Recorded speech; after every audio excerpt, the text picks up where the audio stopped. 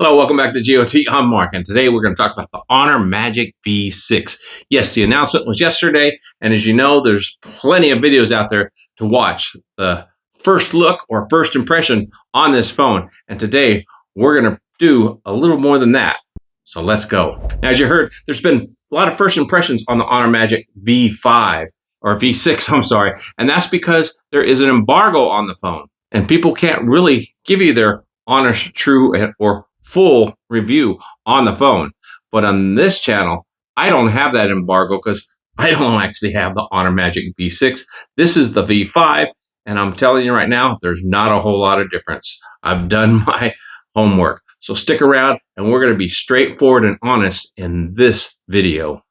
So let's go ahead and start. Let's talk about that phone. And we're going to start with the outside. You know, the outside of the phone, you can't really tell the difference. They look the same, and as far as the thickness, they're pretty much the same. A matter of fact, if you get any of the color variants, they're going to be the same size as last year's V5.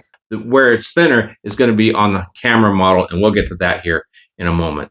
As far as the overall shape and size, you're not really going to feel a difference between the two of them. As you can see, the difference on the external screen on the new one is this one, as you can see, is flat right here inside. Now, if you have the Honor Magic V5, you'll know what I'm talking about. Right here, it's flat. But when you get around the other three sides, it's curved, which does make it difficult to find a good screen protector to mount on this thing. So that's a great thing that they're actually making the edges flat all the way around. And also in doing so, the benefit is they're able to actually increase the size of the screen without increasing the size of the phone. In other words, this screen is rated at, I believe, a 6.42 or 43, and the new one is going to be 6.542, I believe. So just barely that 0.1 thinner, larger of a screen. So, you know, you got a little bit larger screen. That's a great thing. And probably smaller borders simply because they're going straight. They can actually decrease the size of the borders, which is a great thing. Now, another improvement about it is they are increasing the strength of the screen itself. It's going to be 10 times more drop resistant, 15 times more scratch resistant, which is great, 3 times what they call wear resistant, which falls in the same two other categories, I believe. And the anti-reflective screen is going to be 3 times more anti-reflective. As you can see here, they got it compared to the Z Fold 7. So that's a great thing. Built-in anti-reflective screen, which we already had that on the V5, just not as strong. Now going around to the rest of the phone, it's pretty much the same, except like I said earlier, the camera bump is not quite as large. And we'll talk about that in a minute because I'm wondering, is there a compromise for that? So let's go ahead and move on to the internal screen. The internal screen is the same size. You've got that 7.95, I guess it is. So nearly 8-inch screen. Looks like the bezels are the same. The only difference is they're saying that the cavity here, or the dip in the screen, or the fold, or whatever you want to call it, is 40% less. So they decreased the screen indentation by 40%. That's quite a bit, especially when you look at this phone now. It's hard. It's challenging, I know, on that screen there to watch this thing and to see that crease while looking at it with the screen on. I'm having difficulty seeing it right here. So I'll give you both the top view and the front view, and it's really hard to see. So it's going to be even more difficult to see in the V6, and that's a great thing. Now, along with all that, they are increasing the IP rating, the water and dust resistant. This thing is going to be IP68 and IP69 for dust. That's great. That's moving up from 59 and 59 on the ratings on this one. That's moving up a rating. So I don't go swimming with my phones, but as you can see here, they demonstrate opening the phone and closing it underwater.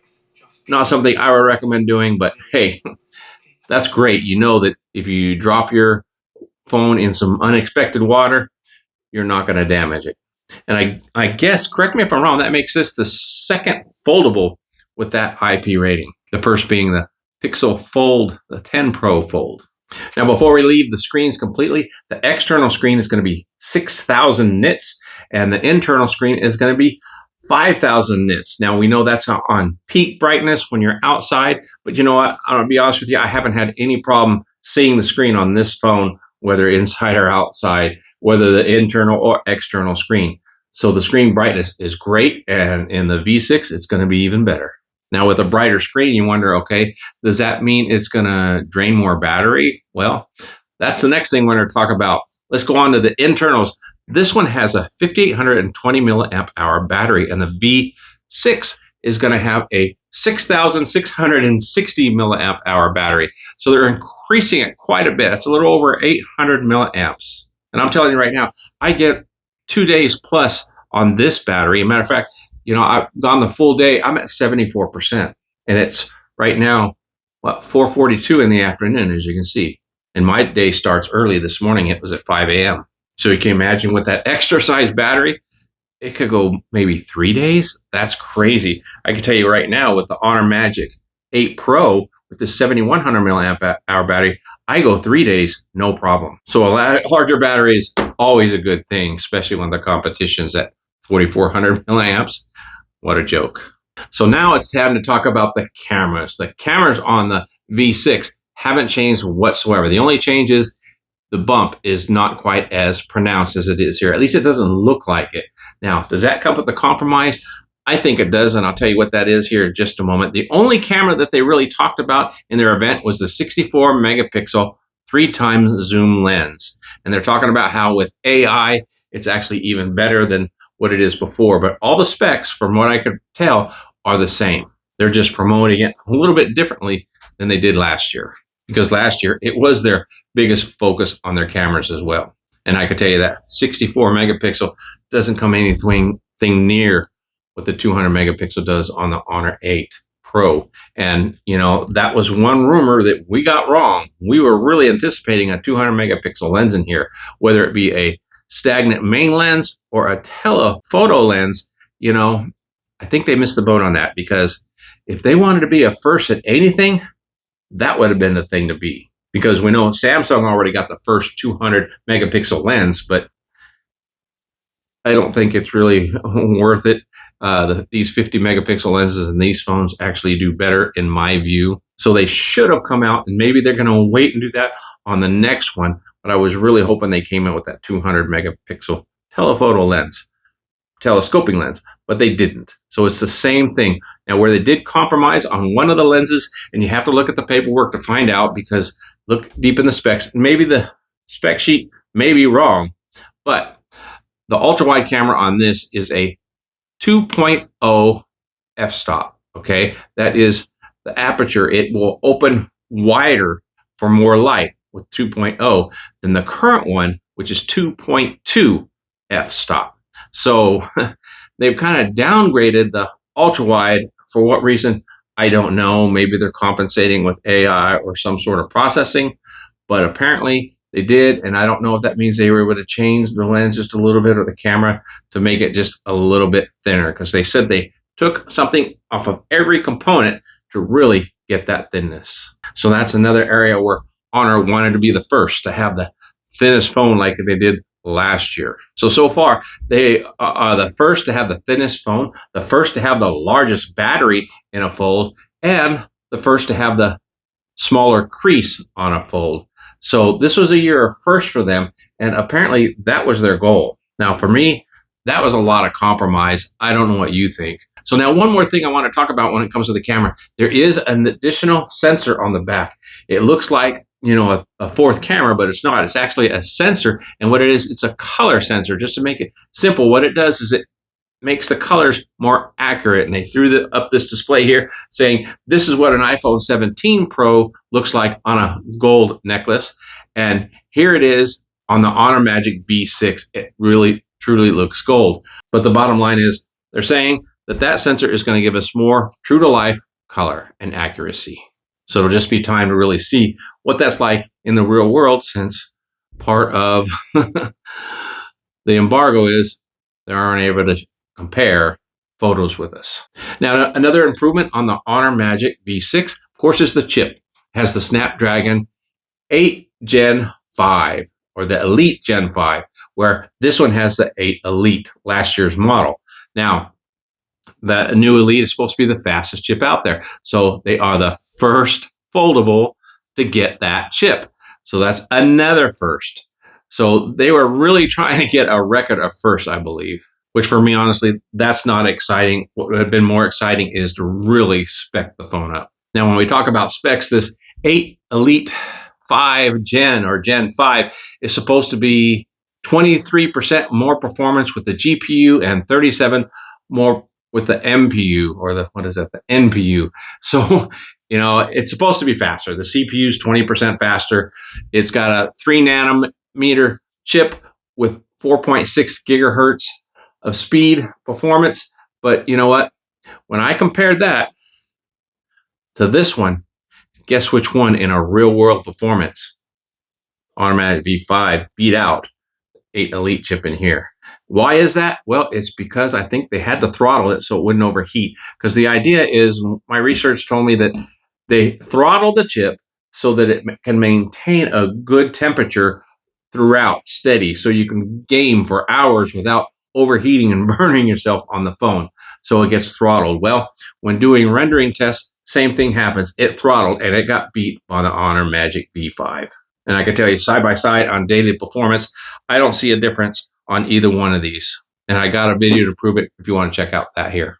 Now, Honor is really excited about their partnership with Google Gemini. Apparently, they're doing the same thing that Samsung's done, is they've really integrated in the phone, and they're kind of going the Samsung way. So they were really big on AI and having this assistant do everything for you, where it combine your calendar with text messages and your emails and everything, and just kind of bring everything together so it can actually bring you information that's on your phone and supposedly all secure. Now, I believe all that AI integration can go to the 8 Gen as well, 8 Elite, but they're going to pitch us and sell us just like Samsung is doing, that you can only get all that on the new chip. Right now, I'd say, to be honest, I don't think it's worth the upgrade. I don't have the phone in hand to review, but that's fine with me because I can be honest and straightforward with you guys. And with the specs of the cameras being exactly the same, with the size, and actually the weight of this phone is lighter than the new one. And if you don't believe me, just check all the specs yourself. And the fact that their focus is on AI, which I've got plenty of AI on this phone. I'm not really worried about that integration. And the fact that the new chip, the 8 Gen 5, is being throttled, so the performance is really on what I use in rendering and things in my daily use. I don't really see it compared to the new chip in the Honor 8 Pro. Now, they may put that chip in other phones, and maybe in the new one they won't throttle as much. But you know what? The phone is supposedly thinner, so they're going to have a more difficult cooling system in their phone, especially with the larger battery taking up even more space. So I can't imagine that they're not going to throttle that 8 Gen 5 chip. Now, we yet to know what the price is of this new phone, so that may actually be a killer in itself because, the price supposedly of memory and everything else has gone up. They're taking the charger out of the box. Now, that's crazy because that's not another thing that I didn't touch on. Not only is it getting a larger battery, which is great, but it's getting faster charging. This is getting 80-watt charging, where this one is a 66 watt or 67 watt or something like that. It's not the 80 watts. But the problem is they're not giving you the charger. Well, who just happens to have an 80-watt charger laying around their house? And we know with Honor, it requires their specific cabling and charger to get that speed. So what does that mean? You're going to spend more money for the charger if you want to get that 80 watts charging. Now, my question is, are they reducing the price because they're not including the charger? Or are they keeping it the same or raising it? And that to me is where they're playing the Samsung game or the Apple game. They've copied Apple on everything else. Why not on pricing and accessories? I guess we're fortunate that right now they are coming out with their, including the case with it and the charging cord. So for me, if I were to get that, the only charger I have is the one that came with this phone. So I wouldn't get that 80-watt charging really to compare it to. So I've said enough. Now it's time to hear from you. What do you think? Are you disappointed that they didn't come out with the 200 megapixel camera and that there's actually not a whole lot of improvements. They're going the same road as everybody else. And was this because it was rushed out and came out 6 months later? Or are you just excited because there is somewhat new technology and maybe more promises of AI and performance out of the new Honor Magic V6? Tell me your thoughts down in the comments. Let's discuss it. For now, I'm looking forward to the Oppo Find N6 because, again, it has rumors of a 200 megapixel camera. If you want to learn more about that, check out this video here. If you haven't already, make sure you subscribe to the channel because I have a lot of videos coming out and a lot of videos that I've done research on that you could check out. Until next time, have a wonderful day and God bless.